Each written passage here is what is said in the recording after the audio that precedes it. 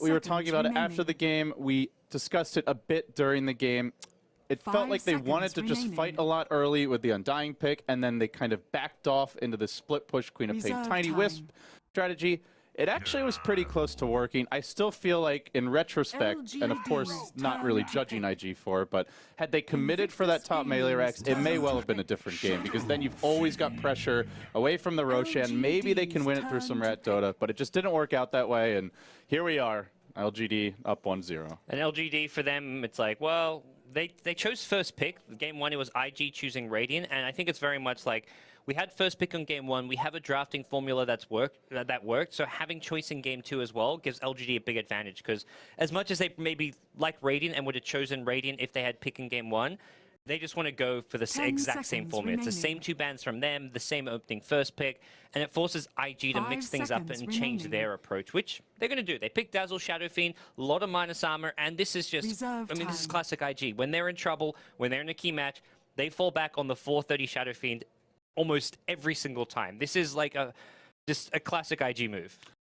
Well, LGD, they go with what works. There was an interesting stat tweeted out today by Nahaz, which is, I think it was out of like the top 5 or 6 picks of TI, only one of them has a positive win rate, and that one is Gyrocopter, who has a ridiculous win rate. I don't know the exact number as of the most recent round of games, but it was like 13-4 coming into the day. Eternal Envy got out of control against Fnatic on one of the other streams, and the hero obviously won here, so that's 2 more wins at least notched to his belt. At some point, teams are going to look at the stats and be like, okay, why are we always focusing on the Undyings and, you know, Tusks of the world when the Gyrocopter's the one that's actually winning games for your team? But not yet. LGD get it again. Yeah. It's a really weird drafting meta right now, I think, because it's one of those things where if you ban the Gyrocopter and then they take heroes like these problematic offlaners, the Undying, the Tusk, suddenly you can't deal with it because you don't have the Gyrocopter available. Yeah. Like, what are the safe lane carries you pick against it? So when the opponent takes the Gyrocopter, it's like, well, they have Gyrocopter. Suddenly, Undying isn't that good at pick. So having first pick seems like a huge advantage right now when you can just first pick that Gyrocopter, at least for a lot of the teams going around. I mean, Cloud9, LGD, a lot of these teams really just prioritizing Gyrocopter. Maybe not in the first few games. It was more like a second pick for and the first picks were going for like your Tusks or other directions, but now, teams are definitely first picking Gyrocopter. The problem is when you ban it, it's like first pick has a huge advantage with the Undying, the Spirit Breakers, the Tusks, all these pesky offlaners who can't be punished. Maybe we'll see teams try to find heroes that are a little bit stronger and more sufficient in the laning stage, but Gyro is just the most well-rounded of the currently popular picks. So perhaps that's where teams need to dig a bit deeper, go for some less conventional picks, but for now, we enter the second stage of the draft. The clock was the follow-up for LGD, so they don't go for the Shaker this time around. They'll instead get the more sturdy and kind of standard offlaner here for Yao. Now the Dragon Knight banned out again by IG, something that maybe has played, and this time they don't have the Queen of Pain. Though Shadow Fiend on his own can deal with the Dragon Knight. If there's a +1 in the mix, it gets a lot trickier. 2 defensive supports ban out, but they're by LGD. Shaker, the one big one, still available if IG really want to protect 430, but we'll see. They already have the Dazzles. That's something to keep the Shadow Fiend safe. For IG, this is where Dazzle likely be in Faith's hands as kind of that protect the Shadow Fiend if he's needed with a TP Grave, but more importantly, just zone the offlaner. Curious to see what they get for Chuan. If they want to go for like a classic roaming hero like his Mirana, maybe even like a jungling Enchantress or Chen. Junglers, though, have completely fallen off and just don't seem relevant at the moment at all during TI5. And it's going to be a roaming hero, but the classic one, which is actually relevant, the Earthshaker. Well, they pick into it with the Clockwork already on the board for LGD, so may give Chuan trouble, but we have seen Earthshaker games where even against the clock, if you just position right, he doesn't scout you, you can still make big plays, and you can do a lot even before that hook shot comes online. So he'll most likely be the hero mid, and that does put the Dazzle in the position of zoning the offlaner. IG still to pick up their safe lane farmer for burning, as well as the offlaner here for Luo. As for LGD, we know what Yao's going to play. We know what Sylar will be playing, so maybe his hero is an open question. As is MMYs and Xiao Waits. Well, probably a support to come up next. Could be another Ember Spirit game. You want to fight a lot in the mid game. IG are probably going to look for that mech timing on Shadow Fiend and then kind of group up for towers, and that's where Ember Spirit kind of comes online in a good time to fight into that mech. He'll have some decent damage, and if you can maybe get a strong support duo as well to go with the Ember Spirit, it could be a viable option. Or even just a split push. If it's not going well, you always have that as a plan. Yeah, and you can fall back, delay the game, stall things out, play for the late game with your high ground defenses and Ember Spirit. Bristleback is still viable too if they want to go for another mid Bristleback. You don't really need it for the sustainability in lane against like a killing combo, but it's just a good hero that seems to suit LGD's playstyle. They love to group up, go for towers, take objectives, and well, there's your AA. Rubik, a very big possibility for LGD now, I would say, with the AA pickup. Yeah. Just so good with the chilling touch, gives them the damage he lacks, and obviously against an Earthshaker, a Dazzle, tons of big spells to steal already. This is a great AA game against Grave, Dazzle heals, Shadow Fiend mech. 10 seconds. I like the AA, and I'm even more worried about what his partner is likely to be. Rubik AA Gyrocopter, that lane is just insta-win. You can aggro a tri-lane even if you want at this point. Earthshaker, in like a tri-lane versus tri-lane scenario, like, yeah, his defensive can maybe try and keep someone alive, but there's no way you can win that lane. Any carry that I can see get picked by IG, so that would just be like you just dodge that lane. Oh, IG now, pick number 4. Still haven't shown any cores that reveal a whole lot about the gameplay. I think Burning's hero is really the one that will tell the tale. Is this going to be more of a ganker? Is it a team fight type carry? Do we see something that moves around the map a lot? I wonder if they even run Lure on the Shaker, because you look at the AA Gyrocopter and you're thinking like Rubik or some +1 that gives the offlane no chance for IG. So you're thinking, what offlaner can we do that will actually get experience? And Earthshaker can, because he fissure blocks and then just hugs the tower and can actually get some experience out of the lane. The other offlaner is Clockwork, but that was taken by LGD because he can pull the lane back with Cogs.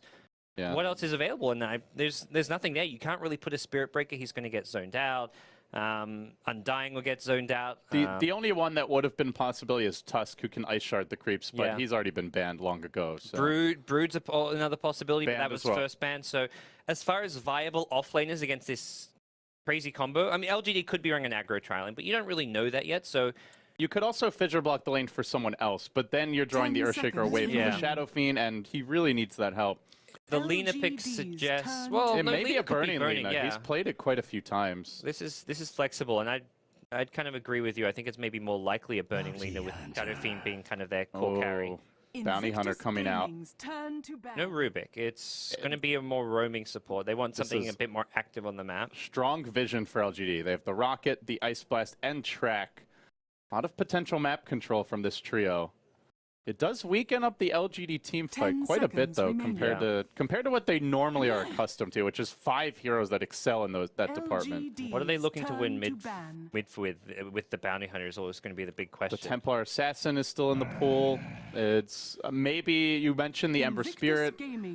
Still, I don't think he wins mid, so maybe then you just put like a gyro mid and just give him a little help from the bounty. You don't really if you want to win mid, TA, there's a Viper. It's a burning anti-mage. Aha, IG, here we go. You know, it's like they're pulling out all the like, okay, we need a win here. Let's just get our iconic heroes, the 430 Shadow Fiend, and we're gonna double up and double down with the burning anti-mage. It's to me, it's like even if IG win this game, it's still a worrying sight when it's like they're drafting not so much. It doesn't feel like they're drafting with a game like a big game plan to go into like TI5 is like, okay, we've got a game plan, we've got set strategies, we have a playstyle we think works. It's suddenly just become, well, let's pick some comfort heroes and hope we can win with them.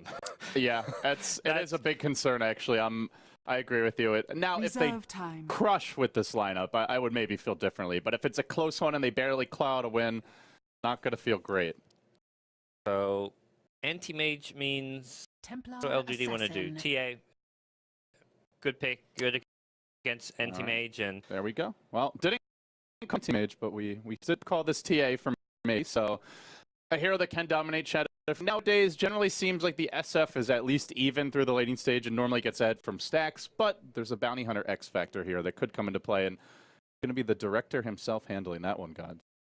Hero, I haven't seen Zhao 8 play too much, and I haven't seen Zhao 8 Lina in this set. It's been his beloved support for as long as I can remember over the past 6 months on this patch, but yeah, this could be an interesting game. There's not TA can definitely dominate the lane. We're going to see Luo in the offlane on Earthshaker, which means probably Faith will be the one kind of camping the mid lane, maybe helping out a lot there. Lina doesn't really offer that much protection for an SF or even that much kill potential. So For IG, it is a Radiant side. SF is the other big thing to remember. You've got all those nearby stacks which you kind of set up for yourself to keep your farm. But for TA, similar story. You're going to be stacking Ancients and just kind of keeping up and farm there. So I think overall, LGD seem to have a much clearer game plan. Gyrocopter, again, in the hands of Sylar is just such a comfort pick. So I give LGD definitely a slight edge as far as the draft goes. No golden bashers for burning. I don't know, Gods. What's he think? I mean, surely he's got. This must be a protest. He must not like the Goldens. Going for the. Are those his own? Those are his own self-mades, or? No, those are just random blades. I like these blades. They look. I like the rest of the outfit though. It does remind you of that good old demon hunter. These. I was about to say this anti-mage would look a lot cooler as he does now than with the bashers. These weapons are way cooler. I don't know about that. The golden basher. But all right, let's introduce the teams here. We've got Xiao8, the bounty hunter, did a bit of scouting already. Got eyes on Chuan as well as Luo. And in the meanwhile, burning, he does worm through the trees. He's going to eat the tree. This prevents some clockwork shenanigans in the offlane. This is very big, actually. Dang, that's a big play. But Xiao8 may try to set up a first blood here. He does have the Orb of Venom. Going to go for one more Shadow Walk. Out of the pings, I think they saw him. Oh, that's big. That would have been first blood, I think. If he gets the Janata slow on not the Janata slow, the Orb of Venom slow, you run in with your gyrocopter. If not a first blood, they'd still do a lot of damage. They get the D-ward though. That's pretty handy for them. As that's bigger, obviously. And they get an aggressive That's an unexpected spot to be having that observer ward. So.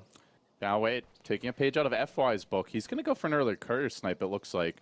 Now this is where the Earthshaker can just be the ferry basically and bring items out.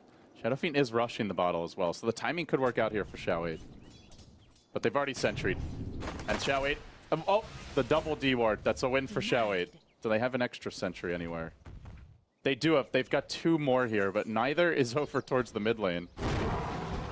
And to rotate that one in. There's also a very aggressive mid lane. Chuan at top, he's in trouble. Way out of position. Chuan just taking the rocket barrage, and he's gonna die to this. He's only got Dragon Slayer. Oh no, so Fissure almost gets didn't block him in. Or get him on, it didn't even block him at all. It actually had him on the opposite side. That was way too aggressive from Chuan there. Just totally out of position. Now they had a ward which he didn't know about, but he was in deep.